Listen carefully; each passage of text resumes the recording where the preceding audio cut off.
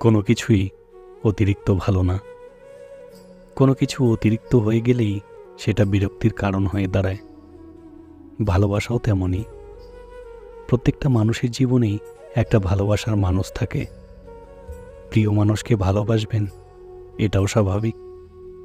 কিন্তু এমন অনেকেই আছে যারা অতিরিক্ত ভালোবাসে। অতিরিক্ত ভালোবাসা বা অতিরিক্ত কেয়ার আপনার প্রিয় মানুষটার বিরক্তির কারণ হতে পারে। আপনি নিজেই ভাবুন না, কেউ যদি জোর করে আপনার খিদের থেকে বেশি খাওয়ায়, তাহলে কি আপনার হজম হবে? যদি দেখেন কেউ একজন প্রয়োজনের থেকে আপনার বেশি কেয়ার করছে বা আপনার সব কিছুতেই একটু বেশি উদ্বেগ প্রকাশ করছে, তাহলে কি আপনার ভালো লাগবে? তাছাড়া কেউ যদি প্রয়োজনের থেকে বেশি কিছু পেয়ে যায়, তাহলেই অবহেলা শুরু করে।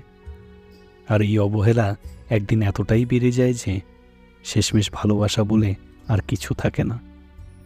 যারা অতিরিক্ত ভালোবাসা পায়, তারা ভালোবাসা ধরে রাখতে পারে না। তারা সবসময় ভালোবাসাকে অবহেলা করে। অবহেলিত হতেই হবে যদি তুমি অতিরিক্ত ভালোবাসা প্রকাশ করো। তাই কাউকে অতিরিক্ত ভালো না বেসে শুধু ভালোবাসুন। আপনার প্রিয় মানুষটাকে বোঝার চেষ্টা করুন।